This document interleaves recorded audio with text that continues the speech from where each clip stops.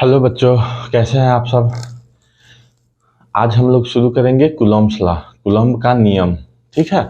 और इससे रिलेटेड जितने तरह के क्वेश्चन होंगे वो भी आज के वीडियो में हम देखेंगे। इसका वेक्टर फॉर्म भी देखेंगे। तो सबसे पहले जानते हैं कूलम्ब्स लॉ। तो कूलम्ब्स लॉ जो है 1785 में फ्रांस के एक साइंटिस्ट थे जिनका नाम था ऑगस्टिन डी कूलम्ब। ठीक है। इन्हीं के नाम पे इस लॉ का नाम पड़ा है कूलम्ब्स लॉ। इन्होंने दो चार्ज पार्टिकल्स अगर कहीं पे है तो अगर सेम टाइप के हैं तो रिपेल करेंगे, अपोजिट नेचर के हैं तो अट्रैक्ट करेंगे। तो आप सभी जानते ही होंगे। ठीक है। और इसका प्रॉपर्टी देखना हो तो इसके पिछले वाले वीडियो में हमने बताया है, आप जाके देख सकते हैं वहां से। तो 1785 में फ्रांस के कूलम्ब साहब ने एक नियम दिया और इस नियम को मैथमेटिकल फॉर्म दिया बच्चों। ठीक है। मैथमेटिकल फॉर्म देके इन्होंने बताया कि अगर दो चार्ज अगर रेस्ट पे है तो वो दोनों के बीच में जो रिलेशन होगा, चाहे फोर्स ऑफ अट्रैक्शन लगे या फोर्स ऑफ रिपल्सन लगे, तो वो फोर्स को इन्होंने मैथमेटिकल फॉर्म दिया। ठीक है। तो देखते हैं अब कि कूलम्ब्स लॉ क्या होता है। तो सबसे पहले बच्चों याद रखिएगा कि कूलम्ब्स लॉ जो है वो केवल पॉइंट चार्जेज पे लगता है। It is applicable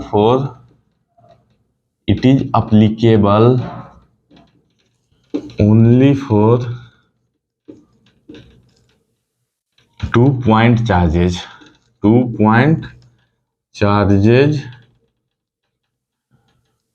at rest. मतलब कि अगर चार्ज रेस्ट में है, मतलब चार्ज आराम कंडीशन में है, घूम नहीं रहा है इधर उधर, तो 2 पॉइंट चार्जेज अगर रेस्ट पे हैं तो उनके बीच में जो फोर्स लगेगा, दोनों चार्ज के बीच में फोर्स लगेगा, इधर अट्रैक्शन और रिपल्सन, किसी तरह का फोर्स लगेगा तो बच्चों, तो वो फोर्स जो है वो कितना लगेगा ये बताए थे कूलम्ब जी, जिनके नाम पे कूलम्ब्स लॉ पड़ा, इस नियम का नाम। ठीक है। तो कूलम्ब्स लॉ देख लेते हैं। तो कूलम्ब्स लॉ होता है बच्चों the magnitude of force between 2 point charges is directly proportional to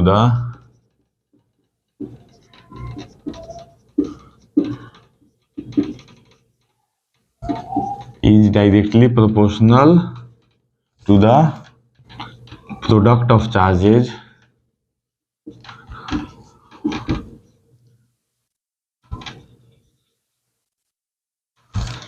and inversely proportional to the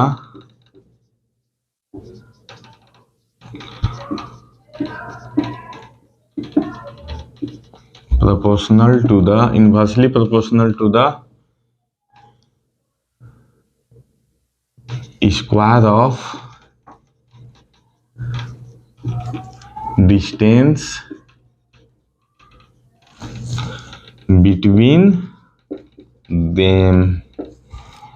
मतलब कि 2 पॉइंट चार्जेज है, एक का नाम दे दीजिए Q1, दूसरा का नाम दे दीजिए Q2। ये दोनों 2 पॉइंट चार्जेज है, तो इनके बीच में फोर्स ऑफ अट्रैक्शन लगे या फोर्स ऑफ रिपल्सन लगे, कितना लगेगा, तो दोनों के प्रोडक्ट के, मतलब दोनों के बीच लगने वाला फोर्स जो है वो Q1 Q2 के डायरेक्टली प्रोपोर्शनल होगा, Q1 Q2 के मैग्नीट्यूड के डायरेक्टली प्रोपोर्शनल होगा, मतलब इसका जो न्यूमेरिकल वैल्यू होगा उसका डायरेक्टली प्रोपोर्शनल होगा। और दोनों के बीच में जो दूरी है, दूरी को मान लिए हम r, यहाँ से यहाँ के बीच का जो दूरी है, डिस्टेंस जो है वो सेंटर टू सेंटर होता है। ये फोर्स भी जो लगेगा वो सेंटर टू सेंटर ही लगेगा बच्चों। ठीक है। तो दोनों के बीच के डिस्टेंस के स्क्वायर के इनवर्सली प्रोपोर्शनल होता है। डायरेक्टली प्रोपोर्शनल का मतलब क्या हुआ कि Q1 Q2 का वैल्यू ज्यादा होगा, अगर Q1 Q2 का वैल्यू अगर ज्यादा होगा तो दोनों के बीच में फोर्स जो लगेगा बच्चों वो ज्यादा लगेगा, और दोनों के बीच में डिस्टेंस का इन्वर्सली प्रोपोर्शनल होता है। मतलब ये दोनों अगर और दूर और दूर जाएगा तो दोनों के बीच में जो फोर्स लगेगा वो कम लगेगा, और दोनों अगर क्लोज आएगा तो दोनों के बीच में जो फोर्स लगेगा वो ज्यादा लगेगा। ठीक, तो देखिए इसको इक्वेशन 1 मान लीजिए, इसको इक्वेशन 2 मान लीजिए। तो combining equation 1 and 2, combining equation 1 and 2, तो 1 और 2 इक्वेशन फर्स्ट और इक्वेशन सेकेंड को कंबाइन करेंगे तो क्या मिलेगा हमको, Q1 Q2 by R square. अब इन प्रोपोर्शनल का अगर साइन है तो आप सभी लोग जानते होंगे कि इसको इक्वल टू में जब चेंज किया जाता है तो एक प्रोपोर्शनलिटी कांस्टेंट आता है। तो यहाँ पे प्रोपोर्शनलिटी कांस्टेंट का नाम K दिया गया है, K Q1 Q2 by R square. तो K जो है बच्चों वो क्या है, proportionality constant, proportionality constant. K का वैल्यू इन वैक्यूम, K जो है बच्चों वो मीडियम पे डिपेंड करेगा। अभी हम लोग जो स्टडी करने वाले हैं बच्चों, ज़्यादातर केस जो है वो वैक्यूम या एयर में रहेगा। तो वैक्यूम या एयर के लिए K का वैल्यू जो है वो होता है K equal to 1/4 pi epsilon naught equal to 9 into 10 का पावर 9। ठीक है, अब यहाँ देखिए एप्सिलॉन, एक आपको नया वर्ड देखने को मिल रहा होगा। ठीक है, तो एप्सिलॉन होता क्या है, एप्सिलॉन जो होता है बच्चों वो परमिटिविटी ऑफ मीडियम होता है, परमिटिविटी ऑफ मीडियम को एप्सिलॉन बोला जाता है, और permittivity of vacuum free space और एयर, इसको एप्सिलॉन नोट से हम डिनोट करते हैं। ठीक है, हम लोग देखेंगे एप्सिलॉन बाई एप्सिलॉन नोट जो है इसको बोलते हैं एप्सिलॉन आर। एप्सिलॉन आर को बोला जाता है relative permittivity of medium, relative permittivity of medium, और डाइलेक्ट्रिक कांस्टेंट भी बोला जाता है इसको।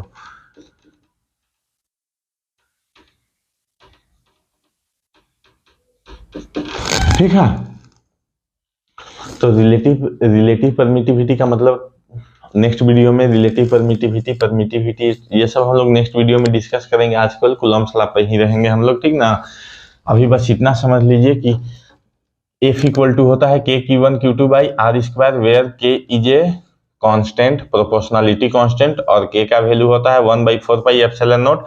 एप्सिलॉन नॉट जो होता है वो रिलेटिव परमिटिविटी होता है वैक्यूम और फ्री स्पेस और एयर का। तो बच्चों एप्सिलॉन आर का वैल्यू 1 होता है, वैक्यूम फ्री स्पेस और एयर के लिए रिलेटिव परमिटिविटी का वैल्यू हो जाता है 1। इसलिए हम लोग इसका यूज नहीं करते हैं, क्योंकि हम लोग को अभी जितना भी स्टडी करना है सब फ्री स्पेस या एयर में ही करना है। एयर में 1 तो नहीं होगा, लेकिन अप्रोक्स 1 ही होता है। ठीक ना, तो अप्रोक्स 1 मतलब 1 लेके चल सकते हैं, सारे बुक में 1 लेके ही चला है। और इसका जो हम लोग बात कर रहे थे, ये दोनों मान लीजिए सेम नेचर का फोर्स है, plus Q1 plus Q2, plus minus तो है नहीं, तो सेम नेचर का चार्ज है, तो क्या करेगा, एक दूसरे को रिपेल करेगा, मतलब धक्का देके दूर भगाएगा। तो धक्का देके जब दूर भगाएगा तो इधर भगाएगा या इधर भगाएगा, इसको भी इधर इधर इधर नीचे, मतलब किस डायरेक्शन में रिपेल करेगा, धक्का देगा। तो ऐसा तो नहीं है कि किसी डायरेक्शन में धक्का दे देगा। तो सेंटर टू सेंटर, ध्यान रखिएगा, सेंटर टू सेंटर जो हम लाइन ज्वाइन करेंगे ना, इसी के सीधा में धक्का देगा, इसी डायरेक्शन में धक्का देगा, इधर उधर धक्का देके ऊपर नीचे दाएं बाएं नहीं भगाएगा। जिस डायरेक्शन में लाइन ज्वाइनिंग कर रहा है सेंटर टू सेंटर, उसी डायरेक्शन में रिपेल करेगा बच्चों। रिपेल करे, अट्रैक्ट करे, अट्रैक्ट भी करेगा, तो ऐसा नहीं है कि घूम फिर के ऐसे ऐसे नाच के आएगा इसके पास, समझे। ये डायरेक्ट इसी लाइन के अलोंग जाके अट्रैक्ट होगा, और अगर दूर भागेगा तो इसी लाइन से इसी डायरेक्शन में दूर भागेगा बच्चों। ठीक है, क्योंकि सेंटर टू सेंटर लगने वाला फोर्स है, मतलब दो ऑब्जेक्ट हम ऐसा लिए हैं ना अगर, तो ये दोनों के बीच में फोर्स अगर लग रहा है तो ऐसा नहीं है कि यहाँ से यहाँ लग रहा है, फोर्स जो है सेंटर से सेंटर लग रहा है बच्चों, ये चीज ध्यान में रखिएगा, ठीक है। और के बारे में एक चीज और तो बता ही दिया हमने कि के जो है डिपेंड करेगा मीडियम पे, के डिपेंड अपॉन मीडियम, मतलब के का वैल्यू हवा में अलग होगा, बाकी पानी में अलग होगा, तेल में अलग होगा, सॉलिड में अलग होगा, ठीक है। इसको अंडरलाइन कर लीजिए, ये इंपॉर्टेंट फॉर्मूला होने वाला है आगे न्यूमेरिकल सॉल्व करने के लिए। इसके बाद हम लोग देखने वाले हैं बच्चों vector form, vector form of Coulomb's law, Coulomb's law का वेक्टर फॉर्म। तो अब मान लीजिए 2 पॉइंट चार्ज हम लेते हैं, 2 पॉइंट चार्ज लेते हैं, सेंटर टू सेंटर मिलाइएगा, मेरा इधर उधर होगा तो टेंशन मत लीजिएगा, ठीक ना। Q1 Q2, तो Q2 जो है Q1 पे फोर्स लगाएगा, वो इस डायरेक्शन में लगाएगा, ये तो समझ में आ गया होगा। तो डायरेक्शन में लगाएगा तो इसको क्या बोलेंगे हम, F1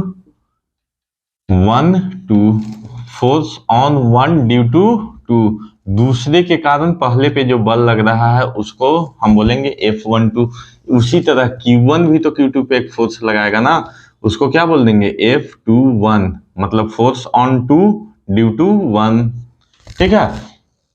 इसके बाद अगर इसका पोजीशन पूछा जाए, क्या पूछा जाए, पोजीशन, तो पोजीशन क्या होगा बच्चों, यहां से देखिए R1 से 2 की तरफ जा रहा है तो R12, और इसका पोजीशन क्या होगा, Q1 का पोजीशन Q2 से अगर हम लेते हैं तो क्या होगा R21। ऊपर में कैप लगाया हुआ है, कैप मतलब, कैप का मतलब यूनिट वेक्टर, यूनिट वेक्टर जानते होंगे ना। जैसे एग्जांपल लेते हैं R, तो R का अगर हमको यूनिट वेक्टर चाहिए तो क्या करते हैं, vector R by magnitude of vector, ठीक है। तो मतलब इससे इसको डिवाइड कर देंगे तो हम मतलब वेक्टर R को वेक्टर R के मैग्नीट्यूड से डिवाइड करेंगे तो क्या बचेगा, केवल उसका डायरेक्शन बचेगा, बाकी तो कुछ बचेगा नहीं, ठीक है। तो R12 1 से 2 की तरफ, मतलब यहां से हम खड़ा होकर इसको देखेंगे तो 1 से 2 की तरफ जा रहा है, 1 से 2 की तरफ जा रहा है ना। उसी तरह Q2 से Q1 का पोजीशन क्या होगा, तो R21 होगा, दोनों यूनिट वेक्टर है, मतलब दोनों का मैग्नीट्यूड 1 होगा, और डायरेक्शन देख लीजिए, डायरेक्शन क्या है, दोनों का ऑपोजिट है। इतना समझ में आया? अगर समझ में कोई भी चीज नहीं आए बच्चों तो कमेंट जरूर कीजिए। तो F12 को हम क्या बोल सकते हैं, force exerted bye Q2 on Q1, Q2 के द्वारा Q1 पे जो फोर्स लगाया गया उसको F12 बोले। उसी तरह F21 क्या हो जाएगा, force exerted by Q1 on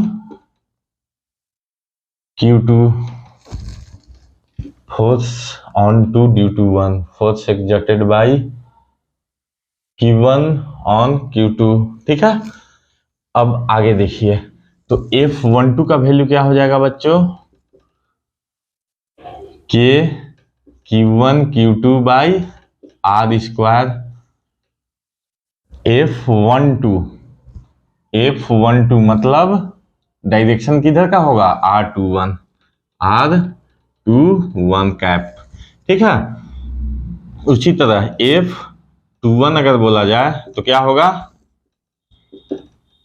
के Q1 Q2 by R square R12 होगा।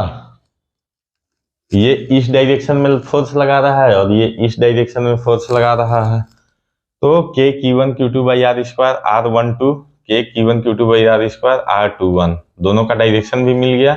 इसका डायरेक्शन 2 से 1 की तरफ है, 2 से 1 की तरफ, और इसका डायरेक्शन 1 से 2 की तरफ है। फोर्स जो 2 पे लग रहा है, इस पे जो फोर्स लग रहा है उसका डायरेक्शन इधर से जा रहा है, माने इस पे जो फोर्स लग रहा है वो इधर से इधर जा रहा है, और इस पे जो फोर्स लग रहा है वो इधर से इधर आ रहा है। समझ में आया? अब देखिए, तो हेयर लिख सकते हैं R12 equal to R21 magnitude तो दोनों का सेम है, लेकिन साइन क्या है, अपोजिट है बच्चों। तो अगर इक्वल लिखेंगे तो माइनस साइन लगाएंगे, R12 equal to minus R21 होगा। तो देखिए अब की दो इक्वेशन है ना हमारे पास, दोनों में से किसी इक्वेशन में एक वैल्यू पुट कर दीजिए। तो F12 में सपोज हम पुट कर रहे हैं तो क्या हो जाएगा, F12 के Q1 Q2 by R square R21। तो R21 बराबर क्या हो जाएगा, R21 equal to minus R12 होगा। तो यहाँ R21 की जगह हम क्या लिखेंगे, माइनस R12। ठीक है, तो देखिए माइनस को इधर ले आई, माइनस के Q1 Q2 by R square R12। देखिए इक्वेशन 2 जैसा लग रहा है ये, माइनस को अगर केवल बाहर निकाल दिए तो बाकी चीज जो है एकदम इक्वेशन 2 से मैच कर रहा है। तो हम क्या लिख सकते हैं, इसको लिख सकते हैं कि F12 equal to minus F21, मतलब जितना फोर्स ये इस पे लगाएगा उतना ही फोर्स ये इस पे लगाएगा, लेकिन अपोजिट डायरेक्शन में लगाएगा दोनों। एक इधर का लगाएगा तो दूसरा भी उधर का नहीं लगाएगा, एक इधर का लगा रहा है तो दूसरा इधर का लगा रहा है ना बच्चों। ठीक है, तो यहां से देखिए Newton third law of motion को याद कीजिए, for every action there is equal and opposite reaction. तो जितना फोर्स ये लगा रहा है उतना ही फोर्स, मतलब जितना फोर्स सेकेंड फर्स्ट पे लगा रहा है उतना ही फोर्स जो है वो फर्स्ट सेकेंड पे लगा रहा है, लेकिन अपोजिट डायरेक्शन में लगा रहा है।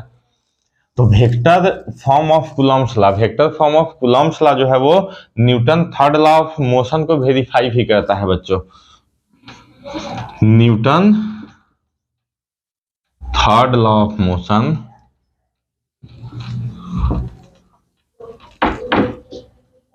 is described by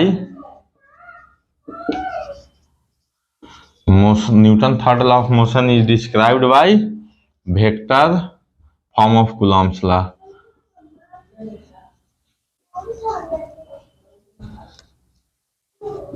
vector form of Coulomb's law, Newton third law of motion को vector form of Coulomb's law वो डिस्क्राइब करता है।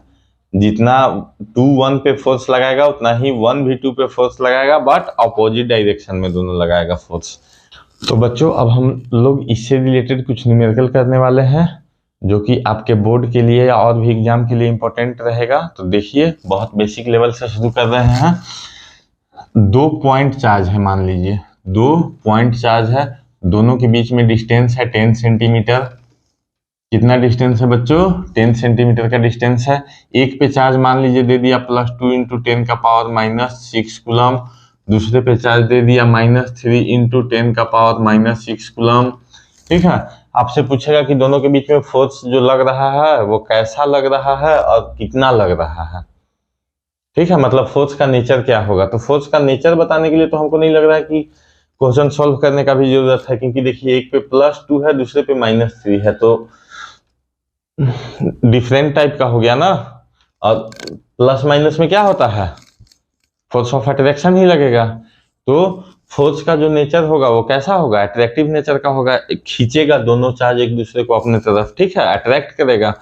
तो उसके लिए सॉल्व करने का जरूरत नहीं है, लेकिन फोर्स का अगर वैल्यू पूछ दिया जाए तो उसके लिए तो सॉल्व करना पड़ेगा। तो F = हम जानते हैं कि Q1 Q2 by R square.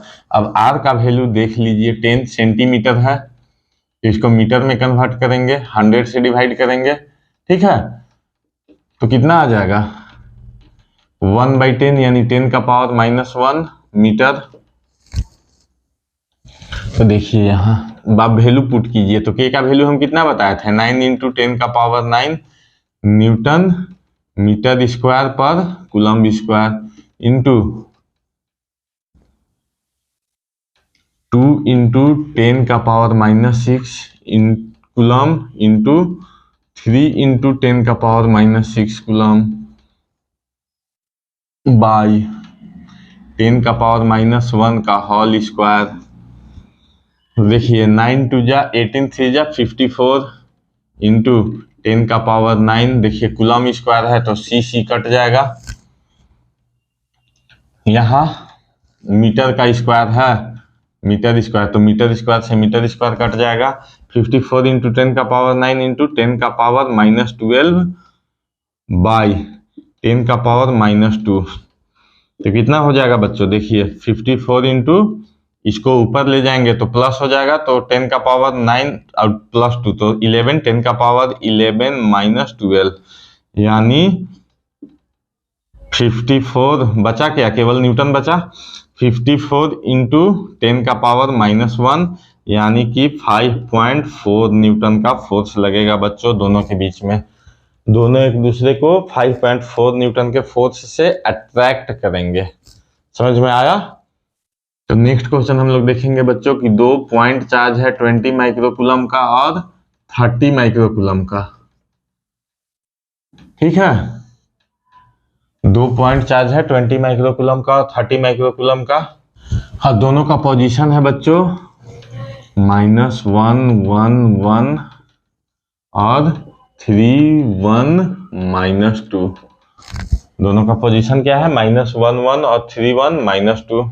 X y z axis vector का कॉन्सेप्ट ले आया है। ठीक है, तो 20 माइक्रोकूलम और 30 माइक्रोकूलम का चार्ज है, 2 पॉइंट चार्ज है, जिसका की पोजीशन क्या है, -1 1 और 3 1 -2। और क्या बोल देगा, find net magnitude of force, find net magnitude of force.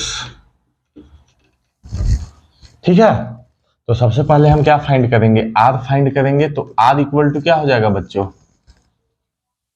3 minus minus plus 3 + 1 का होल स्क्वायर प्लस 1 - 1 1 - 1 का होल स्क्वायर प्लस -2 - 1 का होल स्क्वायर।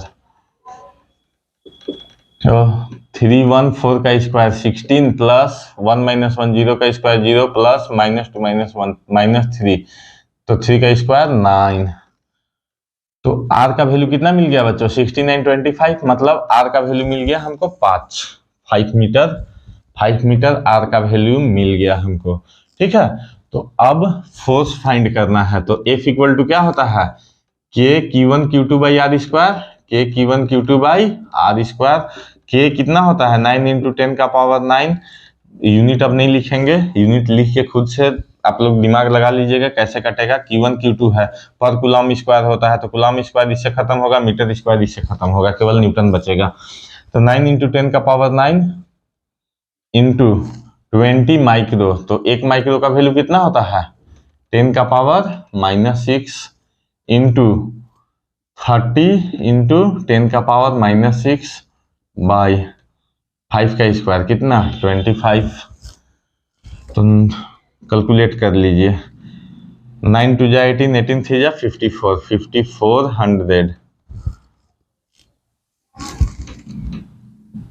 इंटू 10 का पावर 9 - 12 बाई 25। तो देखिए बच्चों 5400 इंटू 10 का पावर -3 बाई 25, तो 5400 बाई 25 इंटू 10 का पावर -3, नीचे जाएगा +3 यानी 1000, 00 से 00 कैंसिल। ठीक है, 54 में 25 से डिवाइड कीजिए तो कितना आएगा, 25 2 टाइम्स 50 पॉइंट, डेसिमल लगाएंगे तो 4, तो 25 एकम 25 15 40 25 छक्का 150 बाई 10, यानी 0.216 न्यूटन का फोर्स लगेगा बच्चों। अब अगर पूछ दिया कि जो फोर्स लग रहा है उसका डायरेक्शन क्या है, अगर उसका डायरेक्शन का भी जिक्र कर दे क्वेश्चन में कि जो फोर्स लग रहा है उसका डायरेक्शन बताइए, तो डायरेक्शन देखिए कैसे निकालेंगे, R12।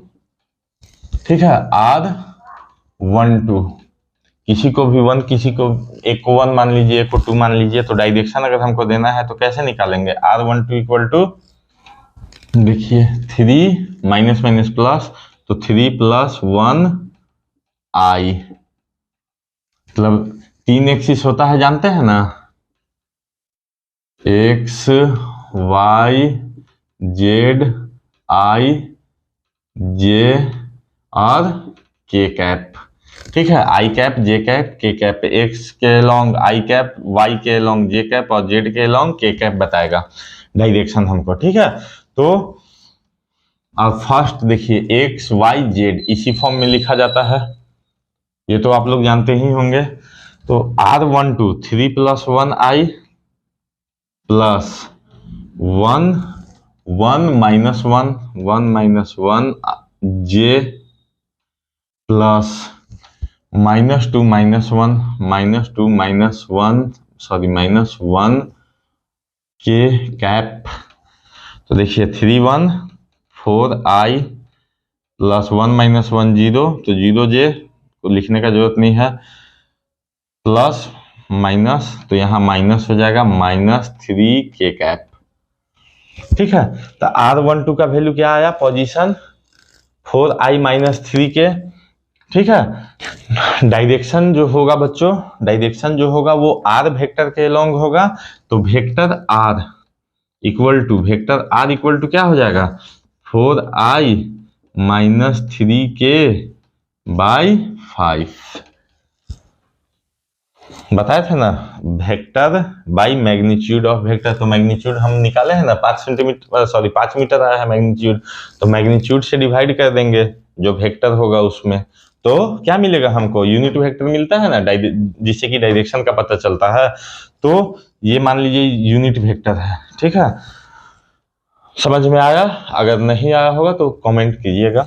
अब अगर कोई बोल दे कि 3 गो चार्ज ले लिए हैं हम, क्या को ले लिए हैं, 3 गो ले लिए हैं, ए बी सी, तीनों पे जो चार्ज है वो इक्वल चार्ज है, तीनों पे मान लीजिए क्यू क्यू क्यू चार्ज है। ठीक है, तीनों पे इक्वल चार्ज है और बीच का डिस्टेंस भी इक्वल है, बीच का डिस्टेंस कम ज्यादा नहीं है, एकदम बराबर है, जितना ए से बी का है उतना ही बी से सी का है। मतलब ए सी के मिड पॉइंट पे जो चार्ज है उस पे अगर पूछ दे कि फोर्स कितना लग रहा है तो कैसे फाइंड करेंगे, और डिस्टेंस इक्वल हो, किस कंडीशन में पता लगाना है, जब डिस्टेंस भी इक्वल हो और तीनों चार्ज भी इक्वल हो।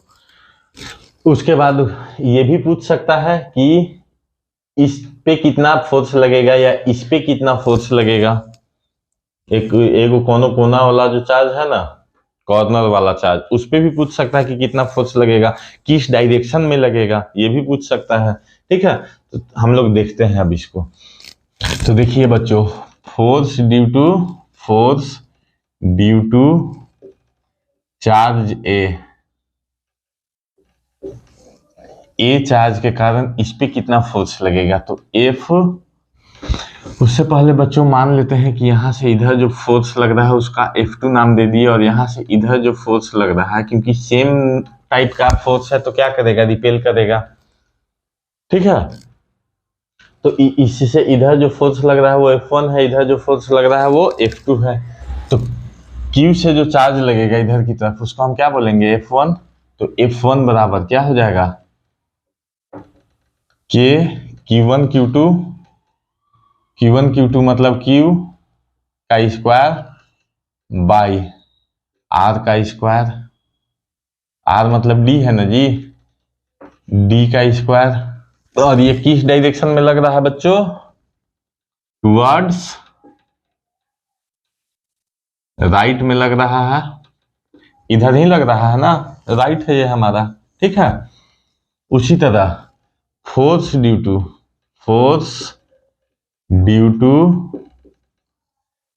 Charge at C. अब ए के कारण तो इस पे इतना, बीच वाले बी पे ए के कारण तो इतना फोर्स लग रहा है, तो सी के कारण कितना फोर्स लगेगा, तो उसको F2, देखिए इस डायरेक्शन में जो फोर्स लग रहा है उसको F2 बोल रहे हैं ना, तो F2 बराबर क्या हो जाएगा, Q1 Q2, तो Q ही है, तो Q का स्क्वायर बाई डिस्टेंस का स्क्वायर। ठीक है, ये किधर लग रहा है, टुवर्ड्स लेफ्ट। ठीक है। अब देखिए F1 और F2 के वैल्यू को देखिए, K Q square by D square, K Q square by D square, दोनों वैल्यू इक्वल है लेकिन अपोजिट डायरेक्शन में है, ठीक ना। तो नेट फोर्स क्या होगा बच्चों, K Q square D square minus K Q square D square equal to 0। मतलब बीच वाला जो चार्ज है उस पर कोई फोर्स नहीं लगेगा, मतलब बोल सकते हैं कि बीच में पॉइंट बी पे जो चार्ज क्यू है वो कोई फोर्स एक्सपीरियंस नहीं करेगा, क्योंकि जितना इधर से लग रहा है उतना ही इधर से लग रहा है, दोनों अपोजिट डायरेक्शन में लग रहा है। तो क्या करेगा, एक दूसरे को काट देगा, कैंसिल कर देगा ना, दोनों फोर्स एक दूसरे को क्या करेगा, कैंसिल कर देगा। इसके बाद मान लीजिए अगर पूछ दिया कि पॉइंट सी पे जो चार्ज है उस पर कितना फोर्स लगेगा, तो वो कैसे निकालेंगे। तो उसके लिए देखिए ए के कारण इस पे कितना फोर्स लगेगा, तो force due to charge A, charge on A at C, मतलब ए पे जो चार्ज है उसके कारण सी पे जो चार्ज है उस पे कितना फोर्स लगेगा। तो F इक्वल टू क्या हो जाएगा, इस डायरेक्शन में है तो F1, तो F1 इक्वल टू क्या हो जाएगा,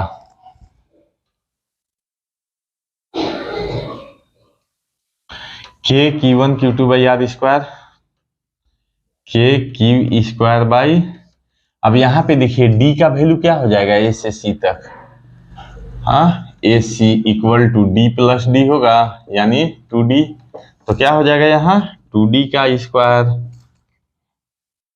यानी के Q square by 4D square, ठीक है। उसी तरह force due to charge on b at c, b पे जो चार्ज है उसके कारण सी पे कितना चार्ज लगेगा, ठीक है। तो देखिए एफ ही रहने दीजिए दोनों को, ठीक ना। तो एफ इक्वल टू के Q square by D square, यहां से यहां तो डी ही है ना जी, तो के दोनों क्यू क्यू है तो Q square by D square, ठीक है। तो अब net force on C, net force on C क्या हो जाएगा बच्चों, एफ इक्वल टू के, दोनों सेम डायरेक्शन में है इस बार, तो सेम डायरेक्शन में है तो साइन भी सेम होगा, मतलब ऐड होगा, सब्ट्रैक्ट तो होगा नहीं, डायरेक्शन अपोजिट होता है तब तो एक में माइनस लगता है ना, दोनों सेम डायरेक्शन में है। देखिए इससे इधर इससे इधर, तो क्या होगा K Q square by 4D square plus K Q square by D square, K common ले लीजिए तो क्या बचेगा Q square by 4D square plus Q square by D square, यानी के एलसीएम लीजिए तो कितना आ जाएगा एलसीएम 4D स्क्वायर, यानी कि क्यू स्क्वायर 4D स्क्वायर से 4D स्क्वायर 1 टाइम्स में तो क्यू स्क्वायर, और डी स्क्वायर से डी स्क्वायर तो 4 बचेगा, तो प्लस 4 स्क्वायर यानी कि के 5 स्क्वायर बाई 4D स्क्वायर का फोर्स लगेगा पॉइंट किसी भी कॉर्नर वाले चार्ज पे, दोनों में से किसी कॉर्नर पे जो चार्ज है उसका अगर हम बात करें तो कितना फोर्स लगेगा बच्चों, के 5 स्क्वायर बाई 4D स्क्वायर। तो आज का क्लास यही खत्म करते हैं, मिलते हैं नेक्स्ट वीडियो में। वीडियो कैसा लगा, अगर अच्छा लग रहा है तो लाइक शेयर सब्सक्राइब करते जाइए बच्चों, और अगर कोई डाउट रहता है तो कमेंट जरूर किया कीजिए।